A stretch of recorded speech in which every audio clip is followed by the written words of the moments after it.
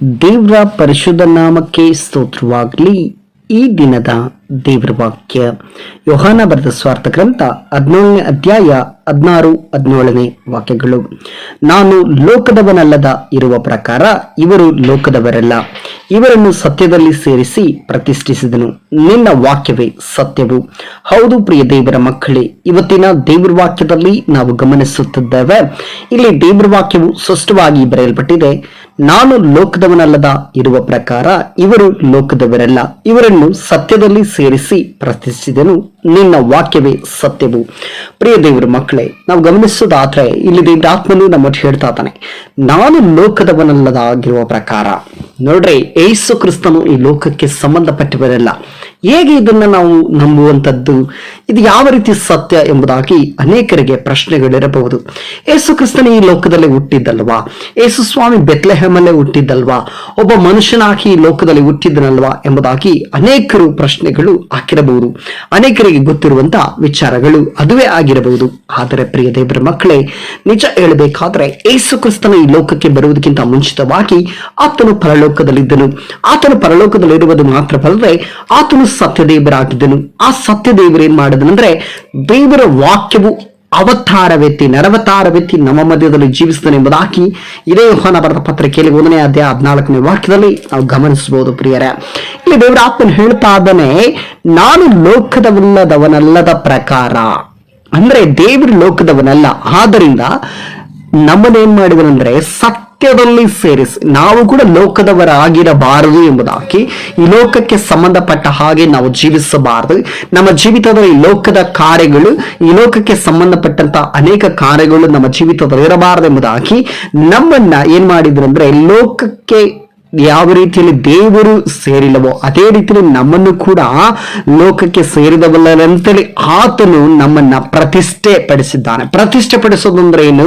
ಅದಕ್ಕಾಗಿ ಆಯ್ಕೆ ಮಾಡಿಕೊಳ್ಳುವಂಥದ್ದು, ಅದಕ್ಕಾಗಿ ತಿಳ್ಕೊಳ್ಳುವಂಥದ್ದು. ಪ್ರಿಯ ದೇವ್ರ ಮಕ್ಕಳೇ, ನಮಗೋಸ್ಕರವೇ, ಆತನಿಗೋಸ್ಕರವೇ ನಮ್ಮನ್ನ ತಿಳ್ಕೊಂಡಿದ್ದಾನೆ, ಪ್ರತಿಷ್ಠೆ ಮಾಡಿದ್ದಾನೆ. ಆದ್ರಿಂದ ಪ್ರಿಯ ದೇವ್ರ ಮಕ್ಕಳೇ, ಆತನು ಹೇಳ್ತಾ ಇದ್ದಾನೆ ದೇವ್ರ ವಾಕ್ಯದಲ್ಲಿ, ನಾನು ಲೋಕದವನಲ್ಲದ ಪ್ರಕಾರ ಇವರು ಲೋಕದವರಲ್ಲ, ಇವರನ್ನು ಸತ್ಯದಲ್ಲಿ ಸೇರಿಸಿ ಪ್ರತಿಷ್ಠಿಸಿದನು.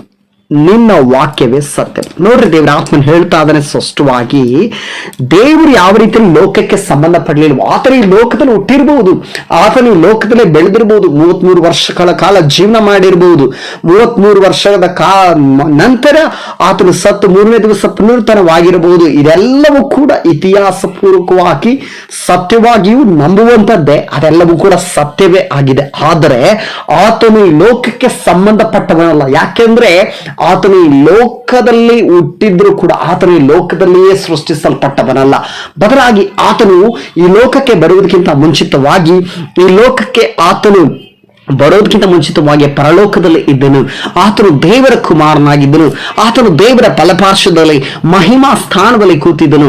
ಆ ಒಂದು ಯೇಸು ಕ್ರಿಸ್ತನು ಈ ಲೋಕದಲ್ಲಿ ನನಗೋಸ್ಕರ ನಿನಗೋಸ್ಕರ ಬಂದನು. ಪ್ರಿಯರೇ, ಯಾವುದಕ್ಕೋಸ್ಕರ ಬಂದನಂದ್ರೆ, ಆತನು ಯಾವ ರೀತಿಯಲ್ಲಿ ಲೋಕದವನಲ್ಲವೋ ಹಾಗೆಯೇ ನಾನು ನೀನು ಲೋಕಕ್ಕೆ ಪಟ್ಟವರಲ್ಲ ಅಂತ ಹೇಳಿ ನಮ್ಮನ್ನ ಪ್ರತಿಷ್ಠೆ ಮಾಡುವುದಕ್ಕೋಸ್ಕರ, ನಮ್ಮನ್ನ ಆತನಿಗಾಗಿ ಆಯ್ಕೆ ಮಾಡಿಕೊಳ್ಳುವುದಕ್ಕೋಸ್ಕರ ಆತನ ಬಂದನು.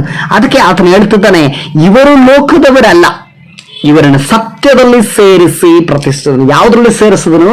ಸುಳ್ಳಲ್ಲಿ ಸೇರಿಸಲಿಲ್ಲ, ಬದಲಾಗಿ ಸತ್ಯದಲ್ಲಿ ಸೇರಿಸಿದನು. ಏನು ಸತ್ಯ?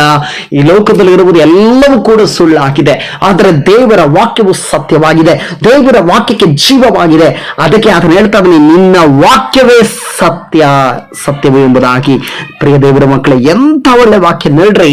ಅದೇ 18ನೇ ವಾಕ್ಯದಲ್ಲಿ ನಾವು ನೋಡೋದಾದ್ರೆ, ನೀನು ನನ್ನನ್ನು ಲೋಕಕ್ಕೆ ಕಳಿಸಿಕೊಟ್ಟಂತೆ ನಾನು ಇವರನ್ನು ಲೋಕಕ್ಕೆ ಕಳಿಸಿಕೊಟ್ಟನೆಂಬುದಾಗಿ ದೇವರ ವಾಕ್ಯದಲ್ಲಿ ನಾವು ನೋಡ್ತಾ ಇದ್ದೇವೆ. ಪ್ರಿಯರು, ಯಾವ ರೀತಿಯಲ್ಲಿ ಯೇಸು ಕ್ರಿಸ್ತರನ್ನ ಈ ಲೋಕಕ್ಕೆ ಕಳಿಸಲ್ಪಟ್ಟಿತ್ತೋ ಅದೇ ರೀತಿಯಲ್ಲಿ ನನ್ನನ್ನು ನಿಮ್ಮನ್ನು ಕೂಡ ಯೇಸು ಕ್ರಿಸ್ತನು ಒಂದು ಉದ್ದೇಶದ ಮೇರೆಗೆ, ಆತನ ಒಂದು ಚಿತ್ತಾನುಸಾರ, ಆತನ ಚಿತ್ತವನ್ನು ನೆರವೇರಿಸುವುದಕ್ಕೋಸ್ಕರ ನನ್ನನ್ನು ನಿಮ್ಮನ್ನ ಈ ಲೋಕಕ್ಕೆ ಕಳಿಸಿಕೊಟ್ಟಿದ್ದನ. ಪ್ರಿಯರೇ, ನಾನು ನೀನು ಈ ಲೋಕದಲ್ಲಿ ಇದ್ದೇವೆ ಅಂದ್ರೆ ಒಂದು ಉದ್ದೇಶವಿದೆ, ಒಂದು ಆಲೋಚನೆ ಇದೆ, ಒಂದು ದೇವರ ಪ್ರತಿಷ್ಠೆ ಮಾಡಿದ್ದಾನೆ.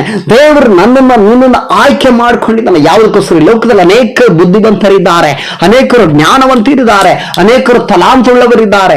ಆದರೆ ಪ್ರಿಯರೇ, ನನ್ನನ್ನು ನಿನ್ನನ್ನು ಮಾತ್ರವೇ ದೇವರು ಆರಿಸಿ ತೆಗೆದುಕೊಂಡಿದ್ದಾನೆ. ಯಾಕೆಂದ್ರೆ ನಾವು ಸತ್ಯದಲ್ಲಿ ಸೇರಬೇಕು. ನಾವು ಈ ಲೋಕಕ್ಕೆ ಸಂಬಂಧಪಟ್ಟವರಲ್ಲ ಎಂಬುದಾಗಿ ನಮಗೆ ಗೊತ್ತಾಗಬೇಕು. ಮತ್ತೆ ನಾವು ಈ ಲೋಕದ ಪ್ರಕಾರ ಜೀವಿಸಬಾರದು, ಈ ಜೋಡಿನಲ್ಲಿ ನಾವು ಬದುಕಬಾರದು ಎಂಬುದಾಗಿ ಆತ ನಮ್ಮನ್ನ ಸತ್ಯದಲ್ಲಿ ಸೇರುವುದಕ್ಕೋಸ್ಕರ ಯಾವುದು ಸತ್ಯ ಎಂಬುದಾಗಿ ನೋಡೋದಾದ್ರೆ ಆತನ ವಾಕ್ಯ ಸತ್ಯವಾದದ್ದು. ಆತನ ವಾಕ್ಯಕ್ಕೆ ಜೀವವಿದೆ ಪ್ರಿಯರೇ.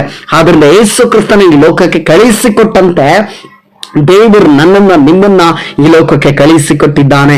ಪ್ರಿಯ ದೇವರ ಮಕ್ಕಳೇ, ಆದ್ದರಿಂದ ಪ್ರಿಯ ದೇವರ ಮಕ್ಕಳೇ, ನಾನು ಹೇಳ್ತಾ ಇದ್ದೇನೆ, ನನ್ನ ನಿಮ್ಮ ಮೇಲೆ ಒಂದು ಉದ್ದೇಶವಿದೆ. ದೇವರ ಆಲೋಚನೆ ಇದೆ. ಈ ಲೋಕದಲ್ಲಿ ನಾವು ಜೀವಿಸ್ತಾ ಇದ್ದೇವಂದ್ರೆ, ಇವತ್ತು ಜೀವಂತವಾಗಿದ್ದೇವೆ ಅಂದ್ರೆ ಅದಕ್ಕೆ ಒಂದು ಉದ್ದೇಶವುಂಟು. 19ನೇ ವಾಕ್ಯವನ್ನ ನಾವು ಗಮನಿಸೋಣ. ಇವರು ನಿಜವಾಗಿ ಪ್ರತಿಷ್ಠರಾಗಬೇಕೆಂದು ಇವರಿಗೋಸ್ಕರ ನಾನು ನನ್ನನ್ನು ಪ್ರತಿಷ್ಠೆ ಪಡಿಸಿಕೊಳ್ಳುತ್ತೇನೆ. ನೋಡ್ರಿ, ದೇವರ ಆತ್ಮನ ಹೇಳ್ತಾ ಇದ್ದಾನೆ ಏನಂತ ಹೇಳಿ, ಇವರು ನಿಜವಾಗಿ ಪ್ರತಿಷ್ಠರಾಗಬೇಕು. ಅಂದ್ರೆ ದೇವ್ರೆ, ಸುಮ್ಮನೆ ಏನೋ ಹೆಸರಿಗೆ ನಾನು ದೇವರನ್ನ ತಿಳ್ಕೊಂಡಿದ್ದೀನಿ, ನಾನು ದೇವರ ಸೇವೆ ಮಾಡ್ತಾ ಇದ್ದೀನಿ, ನಾನು ದೇವರ ಮಗನೆಂಬುದಾಗಿ ಹೇಳಿಕೊಳ್ಳೋದಲ್ಲ, ಬದಲಾಗಿ ಸತ್ಯವಾಗಿ ಪ್ರತಿಷ್ಠೆ ಮಾಡಿಕೊಳ್ಳಬೇಕು, ಸತ್ಯವನ್ನು ತಿಳ್ಕೊಳ್ಬೇಕು, ಸತ್ಯದಲ್ಲೇ ನಡಿಬೇಕು, ಸತ್ಯ ಮಾರ್ಗದಲ್ಲೇ ನಡಿಬೇಕು, ಒಂದೇ ಮಾರ್ಗದಲ್ಲಿ ನಡಿಬೇಕು. ಅದು ಯೇಸು ಎಂಬ ಮಾರ್ಗದಲ್ಲಿ ನಡಿಬೇಕು, ನೀತಿಯ ಮಾರ್ಗದಲ್ಲಿ ನಡಿಬೇಕು, ಪರಿಶುದ್ಧ ಮಾರ್ಗದಲ್ಲಿ ನಡಿಬೇಕೆಂಬುದಾಗಿ ನಮ್ಮನ್ನ ನಿಜವಾಗಿ ಈ ಲೋಕದಲ್ಲಿ ನಮಗೆ ಏನಾಗಬೇಕು, ಪ್ರತಿಷ್ಠರಾಗಬೇಕೆಂದು ನನ್ನನ್ನ ನಿಮ್ಮನ್ನ ಆತನು ತಿಳ್ಕೊಂಡಿದ್ದಾನೆ. ಅದು ಮಾತ್ರವಲ್ಲ, ನನ್ನನ್ನ ನಿನ್ನನ್ನ ಆತನು ಪ್ರತಿಷ್ಠೆ ಪಡಿಸುವುದಕ್ಕೋಸ್ಕರ, ಪ್ರತಿಷ್ಠೆ ಆಗುವುದಕ್ಕೋಸ್ಕರ ಆತನು ತನ್ನನ್ನು ತಾನೇ ಪ್ರತಿಷ್ಠೆ ಮಾಡಿಕೊಂಡನು. ನಾನು ಈ ಲೋಕದವನಲ್ಲ ಎಂಬುದಾಗಿ ಆತನು ಅಲ್ಲಿ ಹೇಳುವುದನ್ನು ನಾವು ಗಮನಿಸ್ತೇವೆ ಪ್ರಿಯರೇ. ಆದ್ದರಿಂದ ಪ್ರಿಯ ದೇವರ ಮಕ್ಕಳೇ, ದೇವರ ಆತ್ಮನು ಹೇಳುವಂತ ವಾಕ್ಯಗಳನ್ನ ನೀವು ಕೇಳಿಸ್ತಾ ಇದ್ದೀರಲ್ವಾ? ಇವತ್ತೊಂದು ವೇಳೆ ನೀವು ಆಲೋಚನೆ ಮಾಡ್ತಾ ಇರ್ಬೋದು, ನಾನು ಸತ್ತು ಹೋದ್ರೆ ಚೆನ್ನಾಗಿರುತ್ತೆ, ನಾನು ಬದುಕಿರ್ಲೇಬಾರದು, ಅಯ್ಯೋ ದೇವ್ರೆ ಯಾಕೆ ನನ್ನ ಪರಿಸ್ಥಿತಿಗಳು ಬದಲಾವಣೆ ಆಗುತ್ತಿಲ್ಲ ಎಂಬುದಾಗಿ ಒಂದು ವೇಳೆ ನೀವು ಆಲೋಚನೆಗಳನ್ನು ಮಾಡ್ತಾ ಇರಬಹುದು. ಒಂದು ವೇಳೆ ನೀವು ಚಿಂತೆಯಲ್ಲಿರಬಹುದು, ಕಷ್ಟದಲ್ಲಿರಬಹುದು, ದುಃಖದಲ್ಲಿರಬಹುದು. ಆದರೆ ದೇವರ ಆತ್ಮನು ಹೇಳ್ತಿದ್ದಾನೆ, ನಿನ್ನನ್ನು ನೋಡಿ ಹೇಳ್ತದೆ, ನೀನು ಸತ್ಯಕ್ಕೆ ಸೇರಿದವನಾಗಿದ್ದಿ, ನಾನೇನನ್ನ ಪ್ರತಿಷ್ಠೆ ಮಾಡಿಕೊಂಡಿದ್ದೇನೆ ಎಂಬುದಾಗಿ. ಪ್ರಿಯ ದೇವರ ಮಗುವೆ, ನಿನ್ನನ್ನು ದೇವರು ಕರೆದಿದ್ದಾನೆ. ಗರ್ಭದಲ್ಲಿರುವಾಗಲೇ ಆತ ನಿನ್ನನ್ನು ರೂಪಿಸಿದ್ದಾನೆ. ಅದಕ್ಕೋಸ್ಕರವಾಗಿಯೇ ನಿನಗೂ ಈ ಲೋಕಕ್ಕೂ ಸಂಬಂಧ ಇಲ್ಲ ಎಂಬುದಾಗಿ ನಿನ್ನ ಪ್ರತಿಷ್ಠವಾಗಿ, ಪ್ರತ್ಯೇಕವಾಗಿ ಆತ ನಿನ್ನ ಆರಿಸಿ ತೆಗೆದುಕೊಂಡಿದ್ದಾನೆ. ಈ ವಾಕ್ಯದೊಟ್ಟಿಗೆ ದೇವರು ತಾನೇ ನಿಮ್ಮೆಲ್ಲರನ್ನು ಆಶೀರ್ವಾದ ಮಾಡಲಿ. ಯೇಸು ಕ್ರಿಸ್ತನ ನಾಮದಲ್ಲಿ ಪ್ರಾರ್ಥಿಸೋಣ. ಸರ್ವಶಕ್ತನು ಮಹಾಪರಿಶುದ್ಧನು ಆದ ತಂದೆಯಾದ ದೇವರೇ, ಈ ದಿನಕ್ಕಾಗಿ ಸ್ತೋತ್ರಪ್ಪ. ಈ ಒಂದು ದಿನದಲ್ಲಿ ಸ್ವಾಮಿ ವಾಕ್ಯವನ್ನು ಕೇಳುವಂತ ನಿನ್ನ ಮಕ್ಕಳನ್ನು ಆಶೀರ್ವಾದ ಮಾಡ್ರಿ. ಈ ವಾಕ್ಯದ ಪ್ರಕಾರ ಸ್ವಾಮಿ, ನಾನು ಲೋಕದಲ್ಲದ ಪ್ರಕಾರ ಇರುವ ಪ್ರಕಾರ ಇವರು ಲೋಕದವರಲ್ಲ, ಇವರು ಸತ್ಯದಲ್ಲಿ ಸೇರಿಸಿ ಪ್ರತಿಷ್ಠಿಸಿದನು. ನಿನ್ನ ವಾಕ್ಯವೇ ಸತ್ಯವು. ನೀನು ನನ್ನನ್ನು ಲೋಕಕ್ಕೆ ಕಳಿಸಿಕೊಟ್ಟಂತೆ ನಾನು ಇವರನ್ನು ಲೋಕಕ್ಕೆ ಕಳಿಸಿಕೊಟ್ಟ ನಮ್ಮ ವಾಕ್ಯದ ಮುಖಾಂತರ ನಮ್ಮೊಟ್ಟಿಗೆ ಮಾತನಾಡಿದ ದೈವಿಕ ಕೃಪೆಗಾಗಿ, ಈ ಒಂದು ವಾಕ್ಯದ ಮುಖಾಂತರ ನಮ್ಮನ್ನು ಎಚ್ಚರಿಸಿದ್ದಕ್ಕಾಗಿ, ನಮ್ಮೊಟ್ಟಿಗೆ ಮಾತನಾಡಿ ನಮ್ಮ ಉದ್ದೇಶವನ್ನು, ನಮ್ಮ ಜೀವಿತದ ಮೇಲೆ ಇರುವ ಉದ್ದೇಶವನ್ನ, ದೈವಿಕ ಆಲೋಚನೆಯನ್ನ ಸ್ವಾಮಿ ತಿಳಿಸಿಕೊಟ್ಟದಕ್ಕಾಗಿ ನನಗೆ ಸ್ತೋತ್ರ ಮಹಿಮೆಯನ್ನು ಸಲ್ಲಿಸುತ್ತಾ ಯೇಸು ಕ್ರಿಸ್ತನ ನಾಮದಲ್ಲಿ ಪ್ರಾರ್ಥಿಸ್ತಾದವ ತಂದೆಯಾದ ದೇವರೇ, ಆಮೆನ್, ಆಮೆನ್, ಆಮೆನ್. ದೇವರು ನಿಮ್ಮನ್ನು ಆಶೀರ್ವದಿಸಲಿ.